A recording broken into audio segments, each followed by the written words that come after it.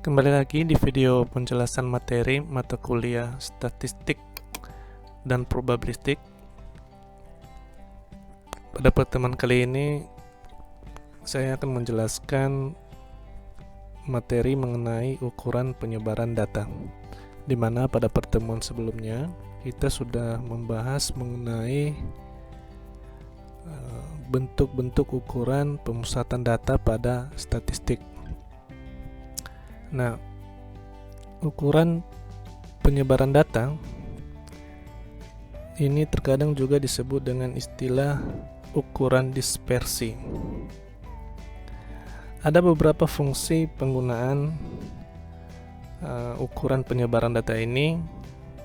Yang pertama, ukuran penyebaran data dapat digunakan untuk menentukan apakah nilai rata-ratanya benar-benar representatif atau tidak. Kedua, ukuran penyebaran data digunakan juga untuk mengadakan perbandingan terhadap variabilitas data. Tiga, ukuran penyebaran data dapat membantu penggunaan sebuah ukuran statistika, misalnya dalam pengujian sebuah hipotesis, untuk menentukan apakah sampel berasal dari populasi yang sama atau tidak. Nah, itu kegunaan daripada ukuran penyebaran data. Nah, berikut ada beberapa jenis yang umumnya digunakan dalam melakukan penyebaran data tersebut. Pertama, ada namanya ukuran jangkauan, dua, simpang rata-rata, variance atau ragam, keempat, simpang baku atau deviasi standar. Nah, keempat ukuran penyebaran data ini umumnya sering digunakan di dalam ilmu statistika. Nah, di sini saya akan menjelaskan satu persatu ukuran jangkauan atau ukuran pemusatan data jenis ukuran jangkauan. Di sini saya bagi atas tiga: satu, jangkauan data; dua, jangkauan internal kuartil; ketiga, simpangan kuartil. Nah, bagaimana rumus ketiga bentuk ukuran ini? Nah, di sini jangkauan data R sama dengan X max dikurang X min. X max di sini adalah variabel untuk nilai tertinggi dari sebuah populasi data atau kelompok data. Nah, untuk X min adalah di dalam sebuah populasi yang nilainya terkecil. Nah, jadi dikurangi, maka dapatlah nilai jangkauan data. Kedua, jangkauan interkuartil. Nah, untuk jangkauan interkuartil, rumusnya H sama dengan Q3 dikurang Q1. Di sini Q3 adalah variabel untuk kuartil 3, Q1 adalah variabel untuk kuartil 1. Nah, di sini kita wajib harus mengetahui nilai kuartil 3-nya dulu, begitu juga untuk nilai kuartil 1. Jika nilainya sudah dapat, maka dilakukan proses pengurangan terhadap kuartil 3 dikurang kuartil 1.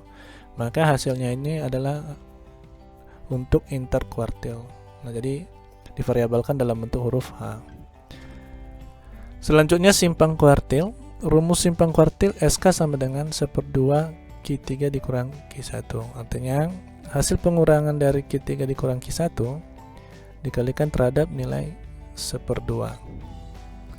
Maka didapatkanlah nilai simpang kuartil. Selanjutnya, ukuran pemusatan data simpang rata-rata. Nah, rumus dari simpang rata-rata ini sama dengan sigma FI. FI di sini adalah nilai frekuensi dari kelompok data dikalikan terhadap XI dikurang variabel untuk rata-rata. Rumus untuk X aksennya di sini atau rataan hitung sama dengan adalah sigma perkalian dari frekuensi data dikali dengan XI dibagi dengan jumlah data, jumlah total seluruh data, maka didapatkanlah nilai rata-rata hitung. Oke, untuk variabel lainnya Anda bisa baca di sini keterangannya. Selanjutnya, Untuk varians rumusnya adalah S pangkat 2 sama dengan sigma FE dikali dengan XE dikurang X nilai rata data dikurangi kemudian dipangkatkan dengan 2. Maka nilai hasil perpangkatan 2 ini nanti dikalikan dengan FE nya dibagi dengan N. N ini adalah banyaknya jumlah data.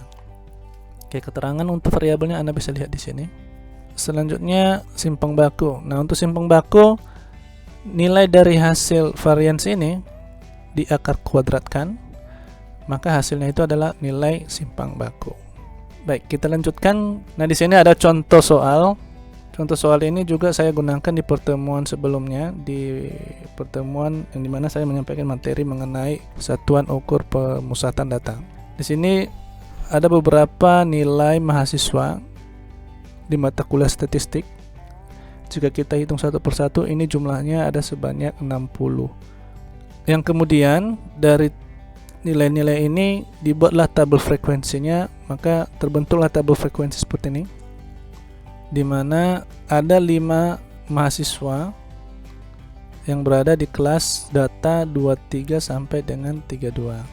Begitu seterusnya. Oke, untuk pembuatan tabel frekuensi tentunya pada pertemuan sebelumnya sudah saya ajarkan. Nah, langsung saja kita ke proses penerapan rumusnya, menentukan nilai jangkauan. Nah, untuk menentukan nilai jangkauan saya rasa di sini tidak ada yang sulit. Kita tinggal ngecek di sini nilai tertingginya. Ini nilai tertinggi 92 dikurangi dengan 23 seperti ini. Maka dapatlah nilai jangkauan yaitu 69. Sementara untuk jangkauan interkuartilnya adalah kita harus cari dulu nilai kuartil 3, begitu juga dengan nilai kuartil 1. Nah, untuk Q3 dengan Q1 di pertemuan ke-6 saya sudah jelaskan itu rumusnya bagaimana. Saya akan coba tampilkan kembali. Nah, ini adalah rumus menghitung nilai sebuah kuartil. Nah, untuk simpang kuartil, hasil dari jangkauan interkuartil ini dikalikan terhadap nilai 1/2 yang hasilnya nanti adalah bahkan nilai simpang kuartil. Oke, lanjut. Menentukan nilai simpangan rata. Nah, untuk menentukan nilai simpang rata di sini saya cek gambar dalam bentuk sebuah tabel biar lebih mudah. Yang tabel warna biru di sini ini adalah tabel frekuensi awalnya tadi.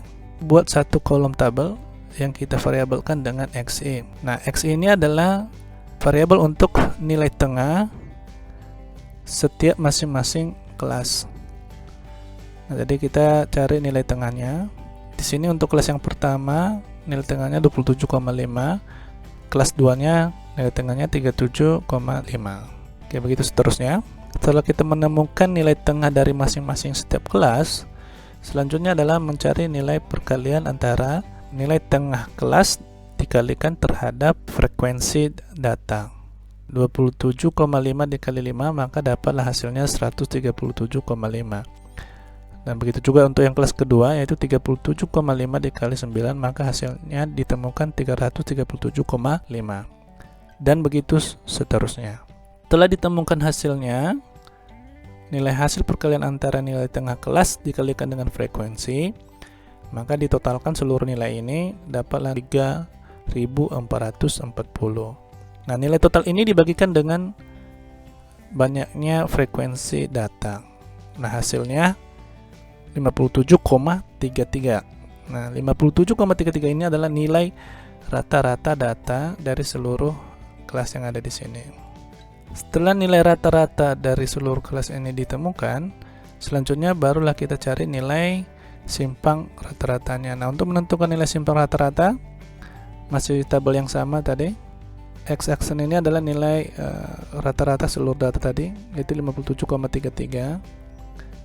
Kemudian saya buat tabel lagi di sini, XI dikurang dengan X nilai rataan data 2,5 dikurangi dengan 57,33. Nah, hasilnya kan minus 29,83. Nah, nilai ini kita anggap nilai mutlak, maka kita buat dalam bentuk positif.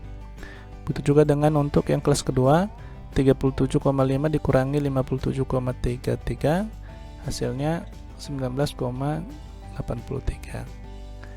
Nah, begitu seterusnya. Setelah ditemukan nilainya, langkah selanjutnya adalah mencari nilai perkalian antara frekuensi dengan hasil nilai pengurangan XI dikurang X aksen ini. Nah, maka dapatlah nilainya yaitu 5 dikali dengan 29,83 hasilnya 149,15. Seterusnya 9 dikali 19,83 dapatlah hasilnya 178,47. Begitu seterusnya. Nah, setelah dapat nilainya dari masing-masing kelas ini, baru diterapkan di dalam rumus simpang rata-rata. 852 dibagi 60, maka hasilnya 14. Maka nilai simpang rata-rata dari data ini nilainya adalah 14. Selanjutnya, menentukan nilai varians. Nah, untuk menentukan nilai varians hampir sama rumusnya dengan mencari nilai simpang rata-rata. Bedanya adalah nilai pengurangan XI dikurang dengan rataan data, hasil pengurangannya ini dipangkat 2 kan. Oke, itu aja sih perbedaannya. Nah, berarti 29,83 pangkat 2, maka hasilnya 889,83. Begitu seterusnya. Di sini 19,83 pangkat 2, hasilnya 393,23. Nah, hasil perpangkatannya ini kemudian dikalikan dengan frekuensi data. Berarti 5 dikali 889,83, maka hasilnya 4449,14. Begitu seterusnya. Kemudian seperti biasa ditotalkan. Hasil totalnya ini dibagikan dengan jumlah data. Oke, berarti 17.898,33 dibagi 60. Hasilnya 298,31. Ini adalah nilai variansnya. Nah, untuk menentukan nilai simpang baku cukup mudah, yaitu nilai dari varians ini diakar kuadratkan. 298,31 ini diakar kuadratkan, maka dapatlah nilainya 17,27. Oke, saya rasa itu saja penjelasan untuk pertemuan kali ini. Jika ada pertanyaan, silahkan diketik pertanyaannya di kolom komentar di bawah video ini. Terima kasih.